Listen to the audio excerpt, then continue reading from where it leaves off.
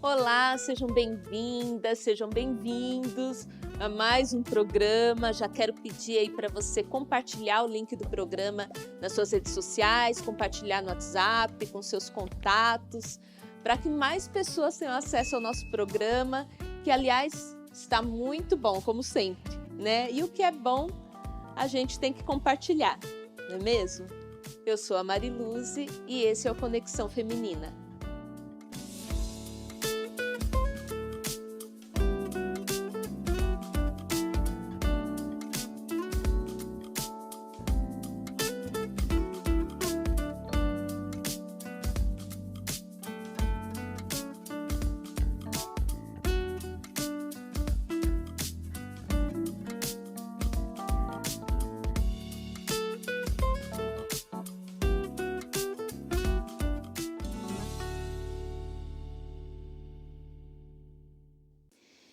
E continuando no mês de maio, mês da família, nós continuamos a falar sobre relacionamento familiar. E hoje nós vamos falar sobre relacionamento entre pais e filhos, os desafios do relacionamento entre pais e filhos. E para falar conosco sobre esse assunto, nós recebemos aqui hoje ela que é psicóloga clínica, especialista em saúde mental pela Faculdade de Medicina de São José do Rio Preto, a psicóloga Jéssica Pupo Vermelho. Bem-vinda, Jéssica. Muito bom ter você aqui com a gente. Obrigada por aceitar o convite. Muito obrigada. O prazer é todo meu de estar aqui. Sempre muito bom poder contribuir, é um aprendizado. Muito bom. Bom, Jéssica, nós sabemos que conflitos familiares sempre existiram, né? A Bíblia, inclusive, nos traz relatos, né, de conflitos familiares já lá no Antigo Testamento, né? Então, sempre vivemos esse desafio. A humanidade sempre sofreu esse desafio de lidar com conflitos familiares, né? O apóstolo Paulo ele até reforça a questão do honrar pai e mãe, né, do respeito dos filhos em relação aos pais, mas também ele exorta aos pais a não provocarem a ira dos filhos, né? Então, talvez ele esteja ali falando de um respeito mútuo, né? Então, diante da sua experiência no consultório, até mesmo na igreja, por você ser alguém jovem, né, que pode trazer alguma lição para nós, né, alguma experiência para nós, eu quero começar perguntando para você o seguinte: quais os desafios da relação entre pais e filhos frente ao mundo que vivemos hoje? Né? Como ter uma boa relação entre pais e filhos nessa vida moderna, agitada, onde tudo tem que ser muito bonito, muito perfeito? O que você tem para falar para nós sobre isso? Eu acredito que o que é bom nesse século, o que é bom nesse tempo, muitas vezes atrapalha as relações familiares, né? A gente observa que hoje a gente tem uma facilidade de se comunicar, né? Como hoje nessa ferramenta em que a gente se fala, eu estou no interior do estado, você na capital, e a gente consegue se comunicar e fazer um programa nesse formato. Mas inclusive, essa questão da comunicação acaba sendo um desafio, que às vezes estão todos dentro da mesma casa, convivendo, mas não estão efetivamente se comunicando. E sem a comunicação, a gente não passa a conhecer o outro, né? Então, você falou do respeito mútuo. Se eu pudesse colocar, assim, três pilares de desafios hoje da relação pais e filhos, seria a comunicação, o respeito mútuo e o exemplo. Porque o exemplo também ensina, né? Então, às vezes a gente acha que se eu gritar, se eu falar, se eu repetir várias vezes a mesma fala, né? Falando de comunicação como um desafio, isso vai ser eficaz. Mas a fala, a comunicação, ela precisa ser permeada de respeito e de exemplo. Muitas vezes o exemplo fala muito mais alto do que todas as nossas palavras, né? Então é um mundo que traz muitos desafios, porque eles ficam conectados o tempo todo, conversam com pessoas muitas vezes que não são conhecidos, né, dos pais, e se não tiver essa proximidade, né, esse respeito, essa empatia, essa comunicação, acaba sendo familiares que vivem como estranhos dentro do mesmo lar. E isso é algo significativamente grave, né? Do ponto de vista emocional, psíquico, das relações, isso é muito grave. Então, eu acredito que esse seja o grande desafio do nosso século. O que era para ser bom, o que era para ser um avanço, todas as nossas facilidades, acaba sendo mesmo uma coisa de um desafio maior, né, para as famílias. Você falou dessa questão, né, da tecnologia, de estar o tempo todo conectado, né? A tecnologia, então, ela pode ser uma aliada ou uma vilã, né? Quando nós falamos de relacionamento aí entre pais e filhos. Mas como utilizar a tecnologia em favor do bom relacionamento? Como que ela pode ser nossa aliada? Ela pode ser nossa aliada, assim, de uma maneira de proximidade mesmo, né? Eu acho que hoje é uma ferramenta, por mais que a gente fala que ela tem um lado muito bom e um lado muito ruim, mas se bom ou se ruim, ela já se tornou indispensável, né? A gente não consegue muito mais hoje fazer muitas coisas sem mediado por essa ferramenta. Ela é uma ferramenta que, nesse isolamento social que nós estamos vivendo, já caminhando para 2 anos, é uma ferramenta de proximidade, é uma maneira de buscar conhecimento, de entretenimento, de se comunicar, de estar com as pessoas, né? Então, como ela é indispensável, a maneira como eu vou administrar isso dentro da minha casa, os limites que eu vou impor diante disso é que vai dizer se ela vai ser vilã ou mocinha, né? Muitas vezes eu percebo no consultório, na rotina, que é o excesso que faz com que a tecnologia se torne uma vilã. Quando eu também faço com que esses aparelhos, o tempo de tela, né, muitas vezes ele vai fazer aquilo que eu deveria estar fazendo. Então, a nossa vida é corrida, a nossa vida é agitada, os pais saem para trabalhar, os filhos ficam com o tablet, com o celular, cada vez mais cedo as crianças recebem essa ferramenta, né? Inclusive, a Sociedade Brasileira de Pediatria, ela veta qualquer contato de tela, de tecnologia, antes dos 2 anos. Contato nenhum, até a TV seria prejudicial, porque o cérebro está em pleno desenvolvimento, ele ainda não está pronto, e já foi comprovado pela neurociência que o excesso dessas mídias, principalmente na primeira infância, ela causa déficit cognitivo, ela causa déficit de atenção, ela causa hiperatividade, ela causa transtornos escolares, dificuldade de alfabetização e também a dificuldade do relacionamento na questão de disciplina, né? Da criança entender regras, limites, disciplina, que é extremamente necessário para ela se formar de uma maneira correta. Então, o exagero é que vai dizer o quanto ela pode ser boa e o quanto ela pode ser maléfica nos nossos lares, né? Então, acho que colocando assim, um tempo de tela, você com o seu exemplo também, porque voltando à questão do exemplo, né, como importante, eu vejo muito que às vezes coloca regra para criança, para adolescente, olha, depois das 9 da noite tem que guardar o celular, não pode mais ter acesso a essas mídias aqui em casa. Aí os meus pacientes vão falar assim, mas a minha mãe usa, mas eu tenho que guardar, mas o meu pai fica no computador. Então, novamente, né, nós precisamos socorrer essa geração, porque é uma coisa que na nossa geração não era assim tão relevante, mas eles já nasceram numa geração tecnológica. Eles já nasceram, eles já têm um funcionamento psíquico sobre isso. A criança ainda não sabe fazer o movimento de pensar muitas vezes, mas elas passam as telas. E isso me assusta um pouco, né? O quanto essa geração já nasce pronta para mexer nessas tecnologias, mesmo sem estar pronta para elas. Então, se vai para uma dica, né? Limite. Coloque regras na tecnologia, né, no celular, para que ela não venha atrapalhar a sua família. Sem falar que muitas vezes a mãe acha que está ajudando, né? Que está sendo um benefício, como a gente está falando aqui dos desafios nessa vida moderna, né? Muitas vezes a gente vê as mães dando para o neném, né, 1 aninho de idade lá o celular para assistir um desenho para a mãe poder fazer as coisas, né, as coisas dela, enfim, o que acaba sendo prejudicial, né, para a criança, né? Muito prejudicial. A gente entende, né? A gente até tem um termo no nosso meio psicológico que fala que a babá eletrônica, ela não é mais aquele aparelhinho do quarto dos filhos para a gente monitorar o sono. A babá eletrônica é o celular. né? Porque muitas vezes você coloca ali para fazer uma refeição, você coloca o tablet na frente e eles se distraem, eles ficam vidrados, e aí, teoricamente, não estão dando trabalho, né?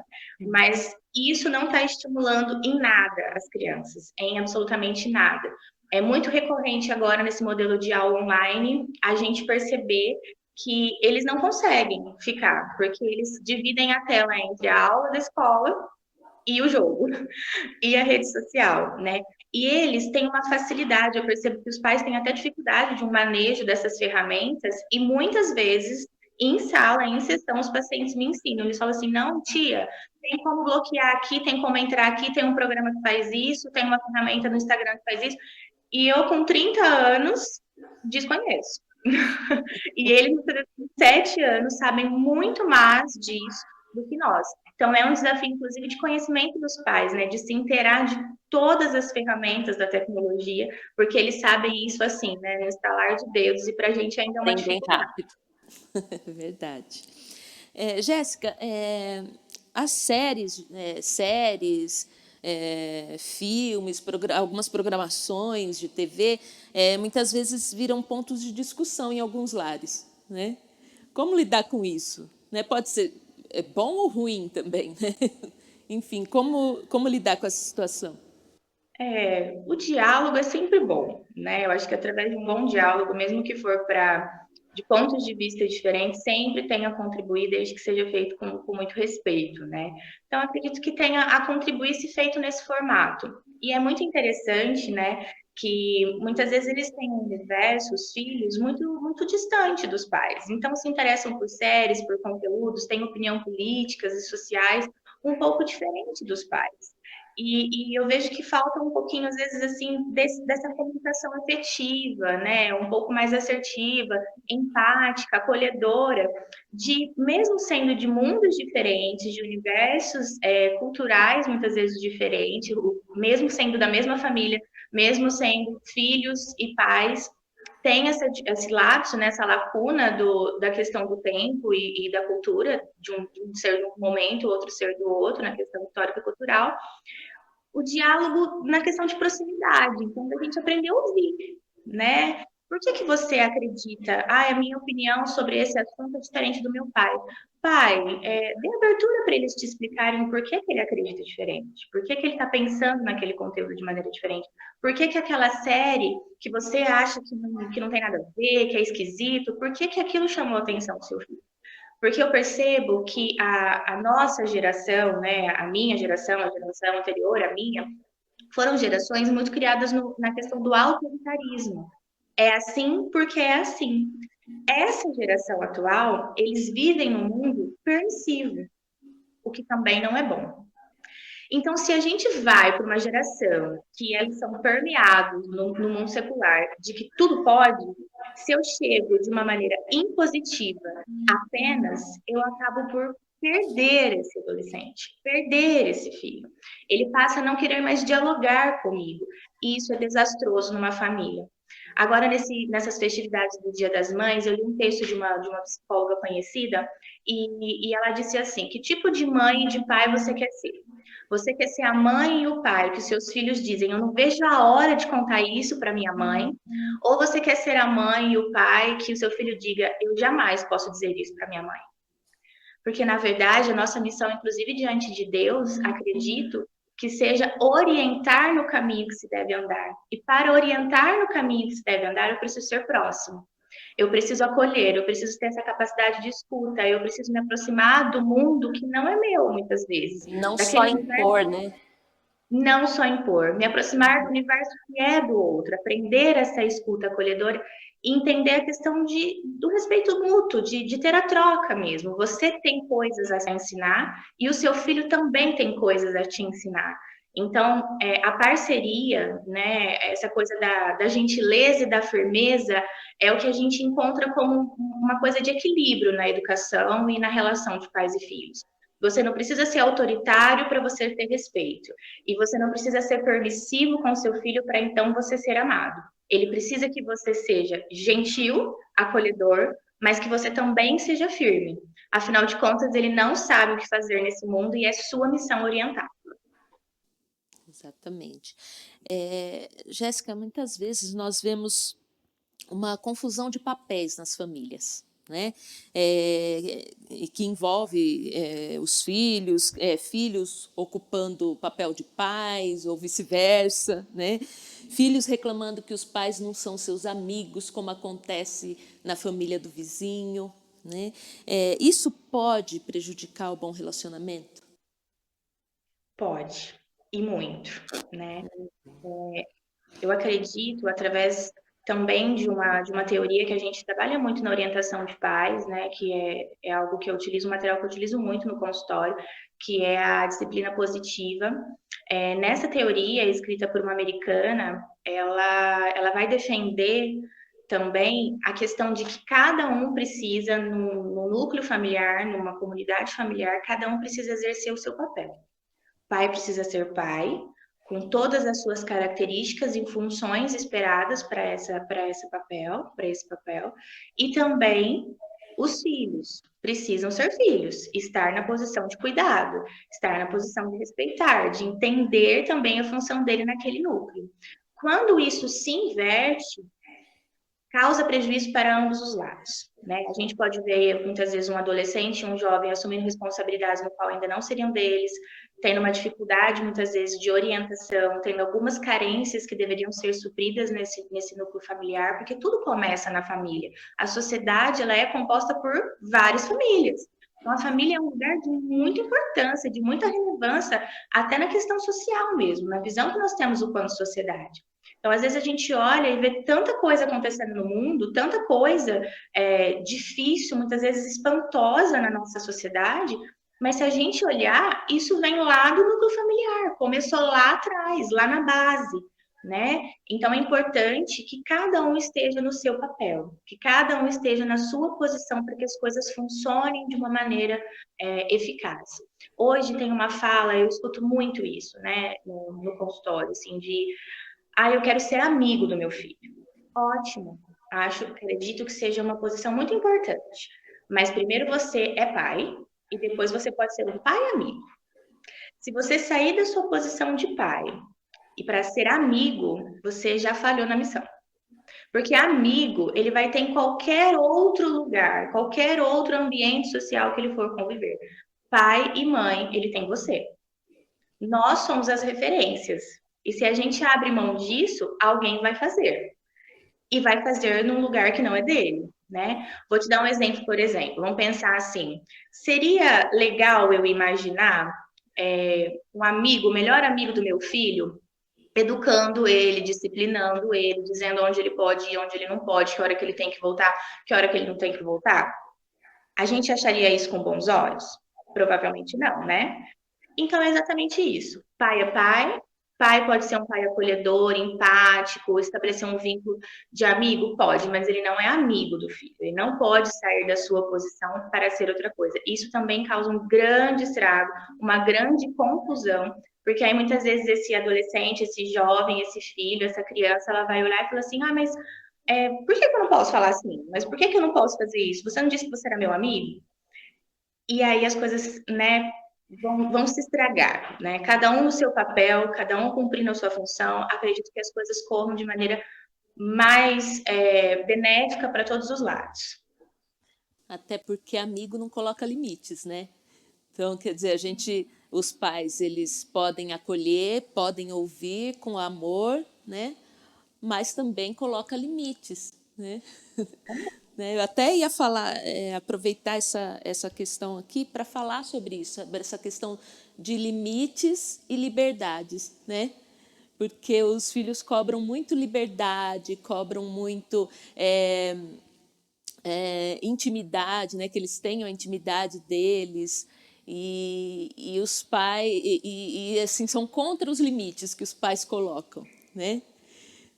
Existe o tempo certo para tudo isso, né? Para a questão, a medida também desses limites, a medida e o tempo certo para essa liberdade, para essa intimidade que o filho precisa ter também. Existe um período certo, um tempo certo para isso? Se a gente pensar nessa questão do período, de uma faixa etária, não sei se foi isso que você quis dizer, mas uma faixa etária não. Acredito que uma formação aconteça desde lá do momento do útero, que essa família sabe que vai receber essa criança, ela já tem um lugar nessa família, né? E a gente já começa a observar o quanto aquela relação vai exigir daquela família, daquele casal, de quem vai receber essa nova vida no lar, né? E essa questão dos limites, né, desse desafio de que muitas mães me perguntam isso, né? Nossa, doutora, qual que é o time, assim? Que hora que eu devo falar cada coisa?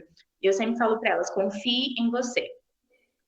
Você confie no seu feeling de mãe, né? Mas aprenda também a entender a necessidade da criança, porque é uma coisa que se contrapõe, né? Essa semana mesmo eu estava fazendo uma orientação e ainda falei sobre isso, que a gente muitas vezes tem o nosso tempo do adulto. Então eu preciso sair de casa a 1 hora da tarde. Eu consigo começar a me arrumar meio-dia e fazer almoço, fazer isso, fazer aquilo, nananã, e sair a 1 hora. Esse é o meu tempo de um sujeito que já tem as suas plenas habilidades desenvolvidas, já tem noção de uma série de condições motores, cognitivas e suas responsabilidades. Aí eu exijo que uma criança de 5 anos faça o mesmo. Ele vai ter um outro tempo de comer, um outro tempo de fazer as coisas, um outro tempo. Então, eu preciso entender essa limitação que vem da criança também. Muitas vezes a gente quer impor o nosso limite, impor aquilo para a criança, impor, e a criança não tem capacidade ainda de compreender essa situação. E aí já gera uma divisão, aquele conflito. E conflito não gera proximidade e atrapalha na intimidade, né? Então, voltando para essa questão da disciplina positiva, a gente fala da gentileza e da firmeza. Essa gentileza seria no sentido dos filhos compreenderem de maneira gentil e respeitosa por parte dos pais como é o funcionamento da casa, quais regras ali serão válidas ou não válidas, o que é permitido ali, o que não é permitido, na maneira de cada família se organizar e de viver, né? E quando isso não ocorre, porque a criança ainda não sabe, ela está aprendendo, e quando isso, ela sai da regra que eu coloquei, sai da minha condição de educação, o que eu devo fazer? Agir com firmeza.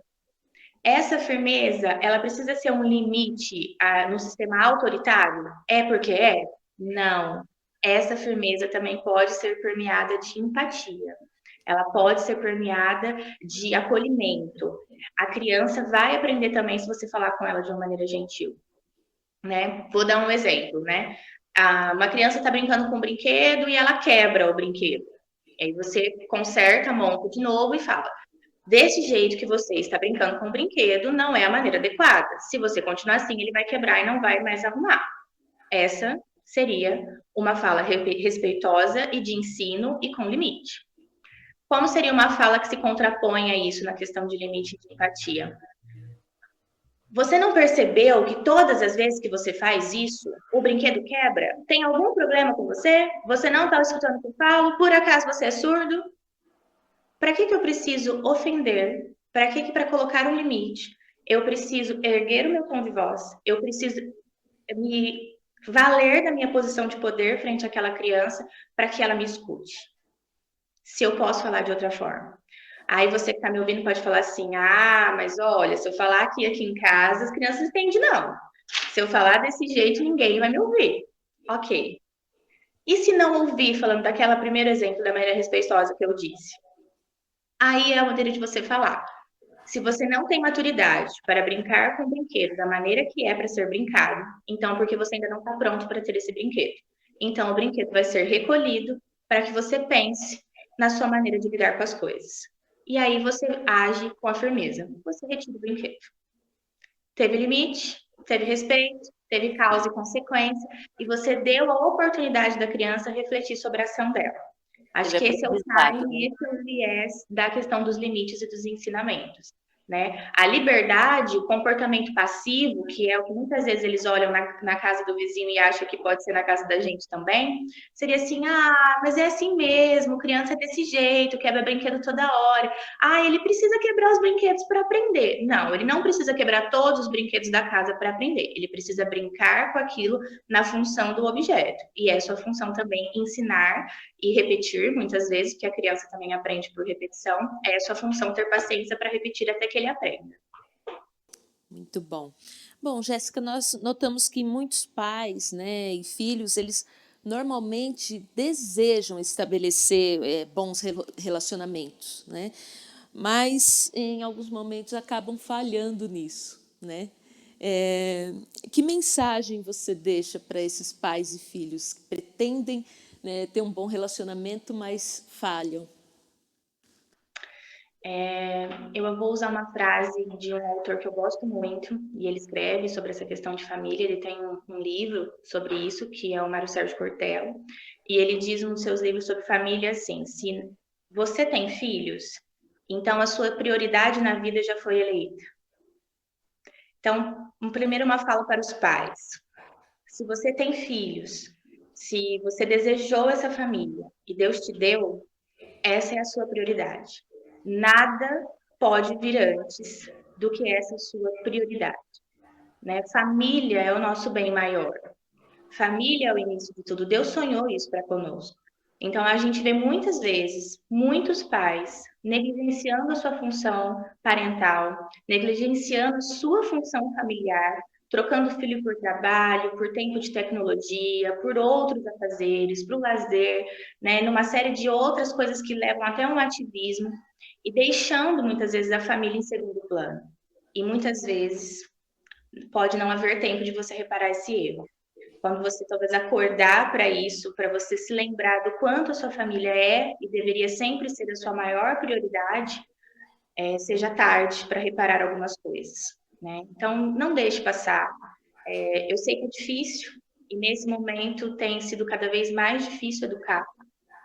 Tudo que a gente tem como preceitos bons, né, como moral, ético, a sociedade tem falado o contrário. Então, é um grande desafio educar certo, mas também é uma missão que a gente pode buscar apoios, né? Um apoio profissional, como no nosso caso dos psicólogos, os psiquiatras, os profissionais da educação, e também um apoio pastoral, se for o caso, para te orientar nessa missão. Mas não desista e não deixe, né, para lá a sua maior prioridade.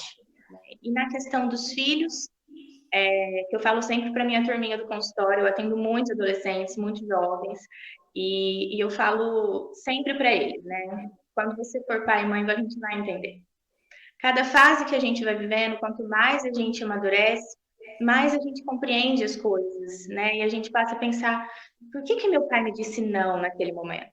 Por que será que meu pai me negou aquilo ou me concedeu só depois de tal coisa? Então, alguém que te ama mais que tudo, né? E que tem a missão diante de Deus de te orientar pela vida, é alguém que sempre a gente deve sentar para escutar.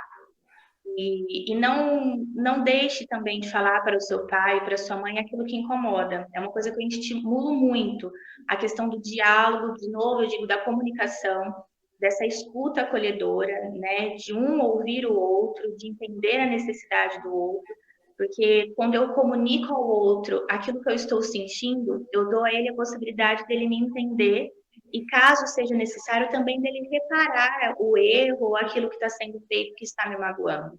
Então, pais, não neguem a sua prioridade e filhos, né?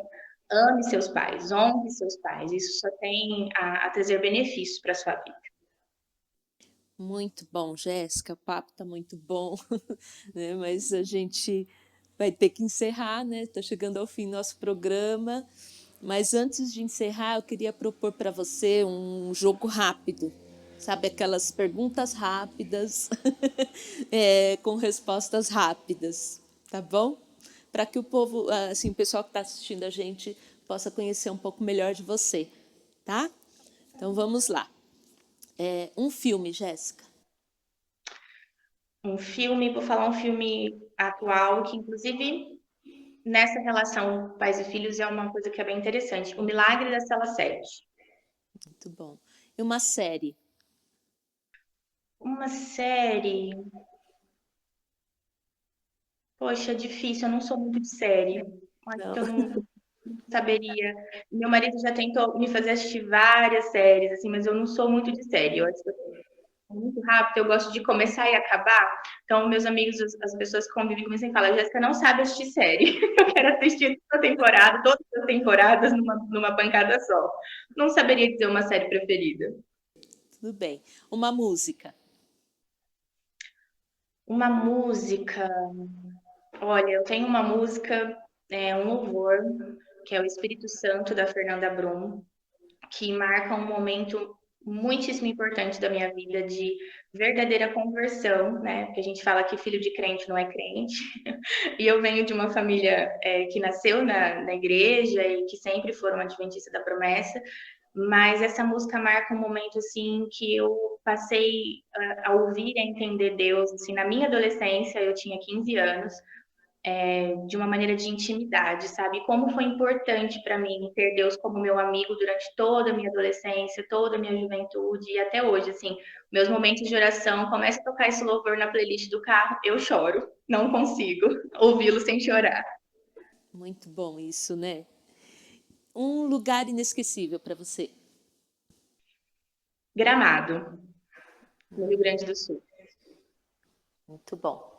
E E foi por agora, causa da lua de mel. Então, é uma viagem recente, acho que foi a última viagem que eu consegui fazer antes da pandemia, mas foi uma viagem muito sonhada, muito planejada e é um lugar, assim, maravilhoso. Então, é uma viagem com muitos significados. muito bom. E o seu lugar preferido de oração? Olha, eu não sei, assim, se é só eu não sei, vou correr o risco até de ser um pouco atípica, assim, não me julguem, mas o carro. Eu faço uma viagem diária, eu moro em São José do Rio Preto e trabalho em Mirassol. Meu consultório é lá. E é uma viagenzinha rápida, de 20, 25 minutos, mas todos os dias, nesse momento de trajeto de ida de manhã, que tá o sol, que tem uma vegetação na rodovia, assim, eu vou ali dirigindo e muitas coisas, né, nesses últimos anos foram resolvidas, mudadas, alimentadas, muitos sonhos foram gerados ali no banco do carro e falando com Deus. É o meu momento, assim, tá só eu e Deus. É exatamente por isso, né? Que tá só você e ele ali, né? É. Momento de solitude. Jéssica, muito obrigada. Mais uma vez te agradeço pela sua participação, por você ter se disponibilizado. A gente sabe, né, que a sua agenda é bem cheia, mas muito obrigada. Foi muito rico a nossa conversa, que foi muito rica. Tenho certeza que vai abençoar a vida de muitas pessoas. Obrigada, que Deus te abençoe e até a próxima, se Deus quiser.